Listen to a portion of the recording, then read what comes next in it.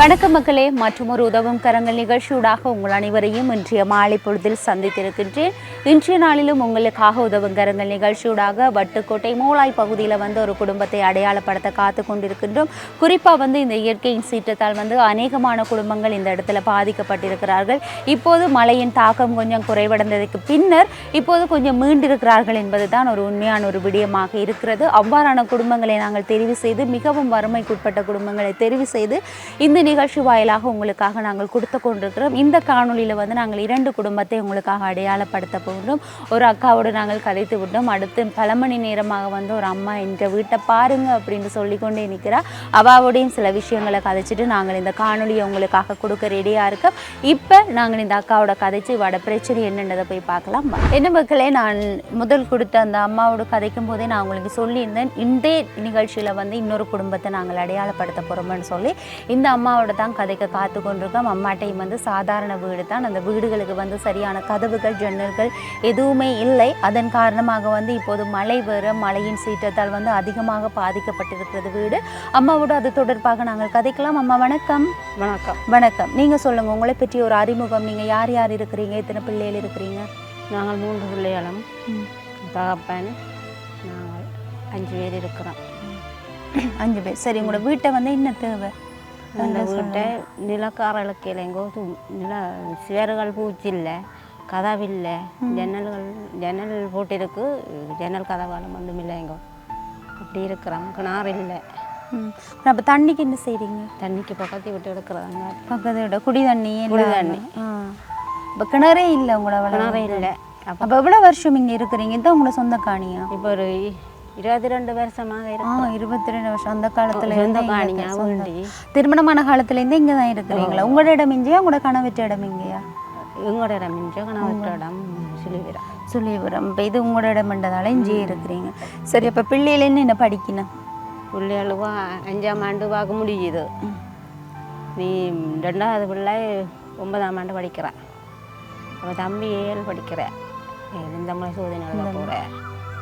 அப்போ இப்படியே போயிட்டு இருக்குது உங்களோட வாழ்க்கை. வருமானம் என்ன மாதிரி? கணவன் என்ன வேலை செய்கிற? கணவருக்கு கொஞ்சம் மேலாத ஆளந்தான். அவர் இடக்கெல்லாம் போவேன். கவர்மெண்ட் வேலைக்கு போக மாட்டேன். அப்போ நாங்களும் கூலி வேலைக்கு போகிறது, தோட்ட வேலைக்கு போகிறது. இப்போ தோட்ட வேலையால் முடிஞ்சுதுங்க. தோட்ட வேலை வெங்காயக்கண்டு எல்லாத்துக்களோட முடிஞ்சு விடும். கண்டதுகள் வைக்கிறே இல்லை. அப்போ அப்புறம் வேலையால் கிடையாது. அப்போ நீங்களும் அந்த கூலி வேலைக்கு தான் போகிறேன் நீங்களா? அப்போ அப்படியே தான் உங்களோட வாழ்க்கை போய்க்கணும். அப்போ ஒரு நாள் எவ்வளோ கூலி? ஒரு நாளைக்கு சில பேர் 1000 தருவினும், சில பேர் 1300 தருவினும்.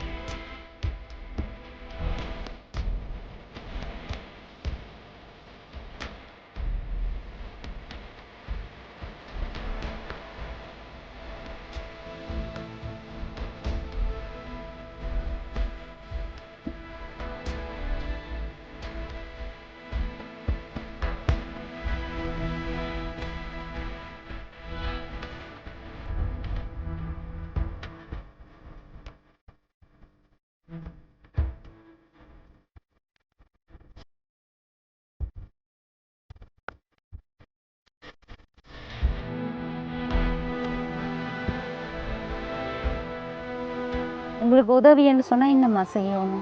அது என்ன மாதிரி? வீட்டு திருத்த வேலையா, இல்லைன்னு சொன்னால் அவங்களோட சாப்பாட்டுக்கு உதவி செய்யறாங்க? எங்களுக்கு திருத்த வேலைக்கு தான். வீடும் படிக்க கனகாலங்கூடி இருக்குது, கதவுகள் ஒன்றும் இல்லாமைக்கு. அதுதான் திருத்த வேலைக்கு தான் நல்லது. உங்களுக்கு திருத்த வேலை தான் வீடு கம்ப்ளீட் ஆகிடும்னு சொல்கிறீங்க. கனகாலங்கூடி பிடிக்க இருக்கிறோம். நாங்கள் இந்த வீடியோவை பதிவிடுவோம். இது மூலமாக உங்களுக்கு உதவி செய்தால் கட்டாயம் உங்களுக்கு உதவி வரும். சரி, உங்களோட தொலைபேசி இலக்கத்தை நீங்கள் சொல்லுங்கள். 76 98 81 477. சரி, இதுதான் இந்த அம்மாவுடைய மகனுடைய தொலைபேசி இலக்கம். இந்த குடும்பத்துக்கு நீங்கள் உதவி செய்ய விரும்பினால் இந்த தொலைபேசி மூலத்தின் அழைப்பினை மேற்கொண்டு இவர்களுக்கு உதவியை வழங்கக்கூடும்.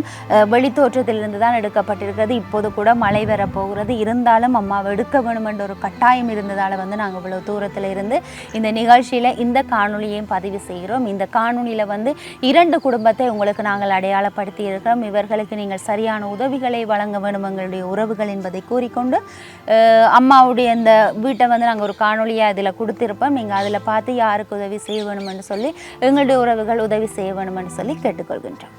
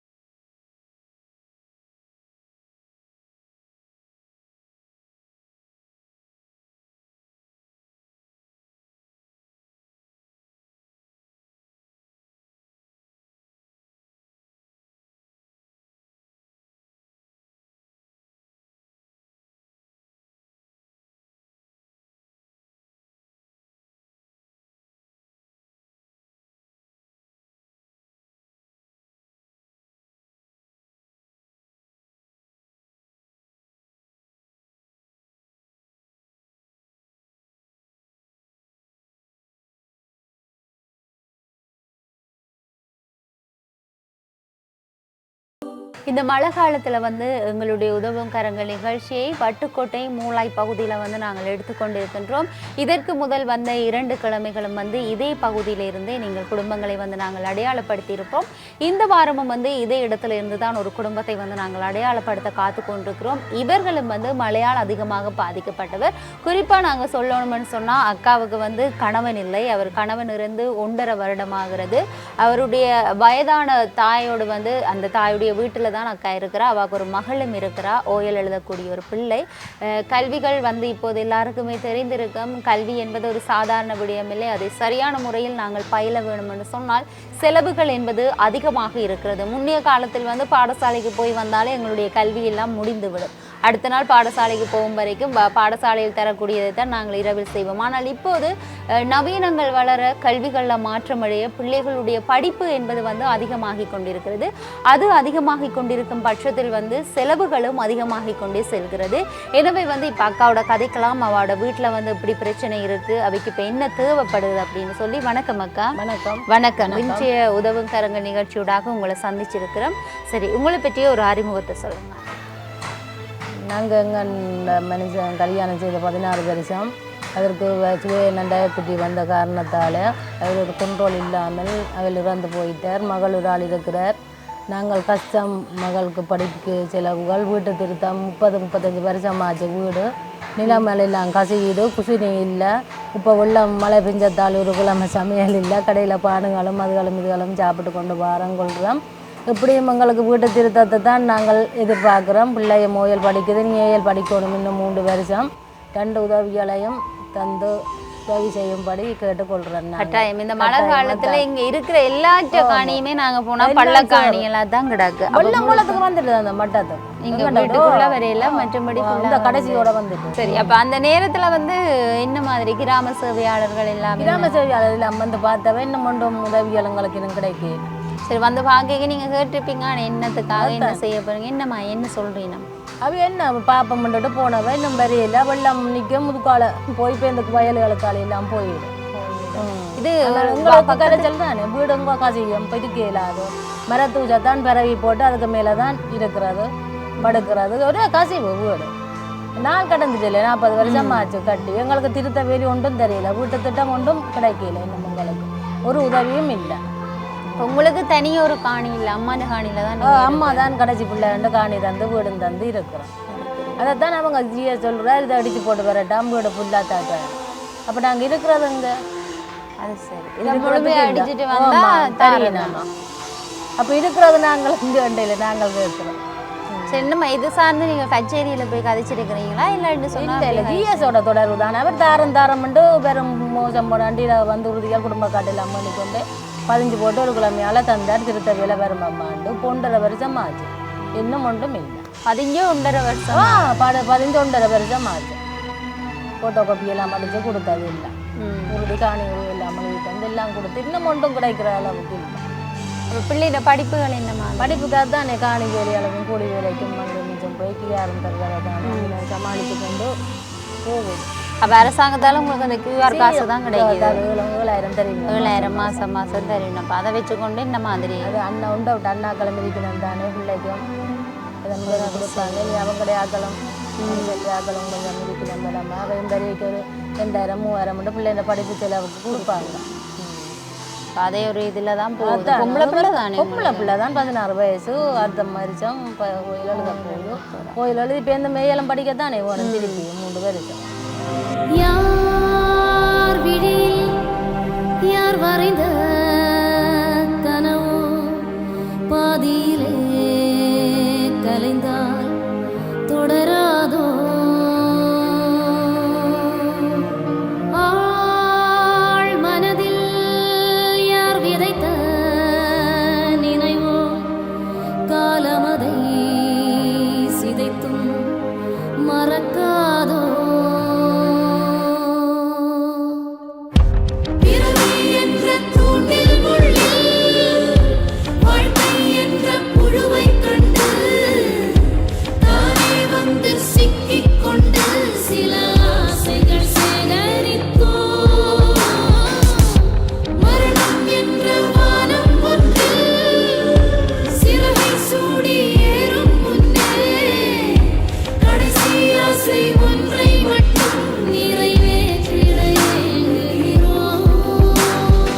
அப்போ என்னம்மா பிள்ளைங்க கல்வி நிலை என்னம்மா நல்லா நல்லா படிப்பால். உங்கள் விளையாட்டுக்கு எல்லாம் போய் சாம்பியன் எடுத்து மெடல் எல்லாம் மாற போட்டு படங்கள் எல்லாம் எடுத்து கரம் ஃபஸ்ட்டு யாழ்ப்பாணம் கொழும்பு திருவண்ணாமலை எல்லாம் போய் விளையாடி போட்டு வந்தது வாதாண்மை.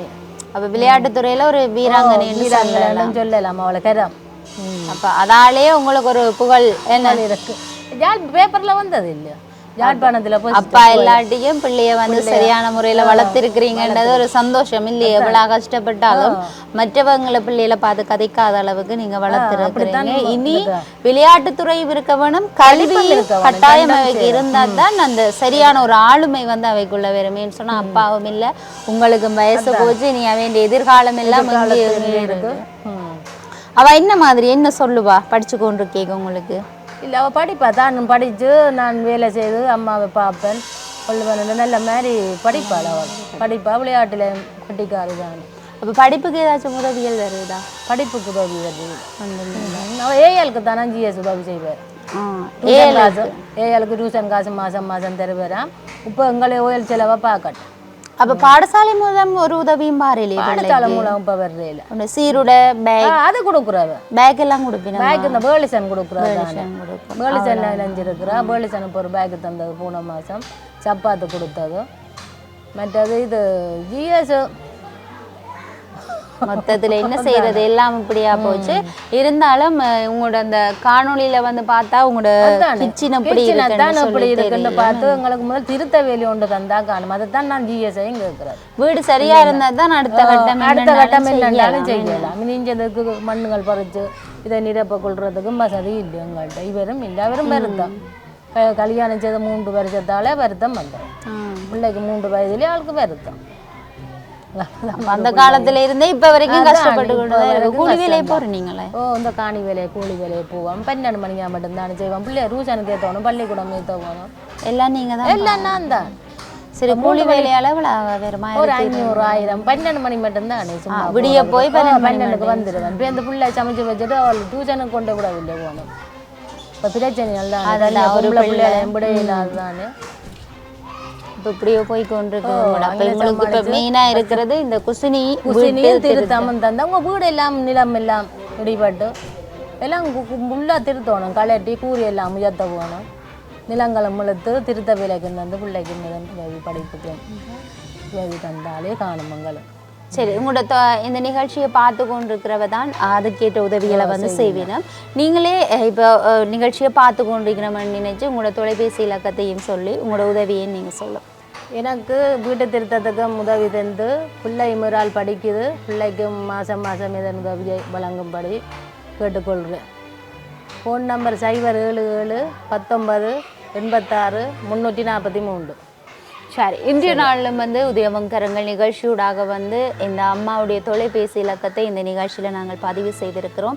இப்போது மழை காலம். சாதாரணமாக பள்ளக்காணி என்று சொன்னால் டிசம்பர் காலத்தில் வந்து பெய்கின்ற மழைக்கே வந்து தாக்கு பிடிக்காது சில வீடுகள். ஆனால் இப்போது எல்லாருக்குமே தெரியும், இயற்கையின் சீற்றத்தினால் வந்து இப்போது காலநிலை எல்லாமே வந்து அதிகமாக பாதிக்கப்பட்டிருக்கிறது, பாதிக்கப்பட போகிறது என்று சொல்கிறோம். எனவே வந்து அனைவரும் வந்து வீட்டில் வந்து சேஃபாக இருக்கணும், பாதுகாப்பாக இருக்கணும். அது மாத்திரமில்லாமல் படிக்கிற பிள்ளைகளுக்கு உங்களுக்கு முடிந்த உதவிகளை வந்து நீங்கள் வழங்குங்கள். அது மாத்திரமில்லாமல் கணவன் இல்லாமல் தனி ஒரு பெண்ணாக இருந்து கொண்டு தன்னுடைய தாயையும் ஒரு பிள்ளை பொம்பளை பிள்ளை படிக்கக்கூடிய பிள்ளையும் வந்து படிக்க வச்சு கொண்டிருக்கிறேன். இவர்கள் வந்து வீட்டை முழுசாங்களே கட்டித்தாங்கன்னு சொல்லி கேட்கல. சாதாரணமாக ஒரு திருத்து வேலை, ஒரு ஜன்னலாக இருக்கலாம், ஒரு கிச்சனாக இருக்கலாம், அவற்றை வந்து தான் சரியான முறையில் செய்து தர சொல்லி கேட்டிருக்கிறார்கள். இவர்களுடைய தொலைபேசி இலக்கத்தை நாங்கள் பதிவு செய்திருக்கின்றோம். இதன் மூலமாக நீங்கள் தொடர்பு கொண்டு இவர்களுக்கு உதவி செய்யலாம். எங்களோடு கைகோர்த்து நீங்கள் உதவி செய்ய விரும்பினால் எங்களுடைய தொலைபேசி இலக்கத்துக்கு அழைப்பினை மேற்கொண்டு எங்களுடைய உதவுங்கரங்களோடு கைகோர்த்து மீண்டும் இந்த குடும்பங்களை சந்திக்கக்கூடிய ஒரு வாய்ப்பை எங்களுடைய அன்பான சொந்தங்கள் ஏற்படுத்தி தர வேண்டும் என்பதை கூறிக்கொண்டு இன்றைய நாளிலும் இந்த குடும்பத்தை அடையாளப்படுத்திய மன திருப்தியோடு நானும் நிகழ்ச்சியை முடிக்கிற நேரம் வந்தாச்சு. தொடர்ந்தும் டான் தமிழுடைய நிகழ்ச்சிகளோடு இணைந்து கொள்ளுங்கள். உங்களிடத்திலிருந்து விடைபெற்று செல்லும் நான் ஈஸ்வரன் சுரேகா. நன்றி, வணக்கம்.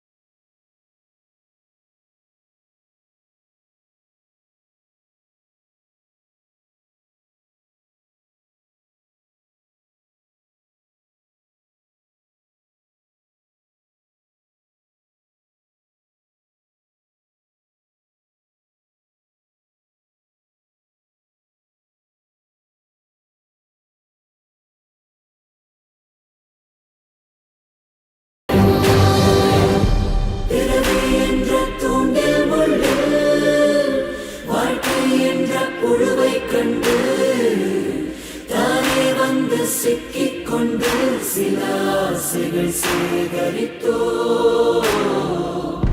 மரணம் என்ற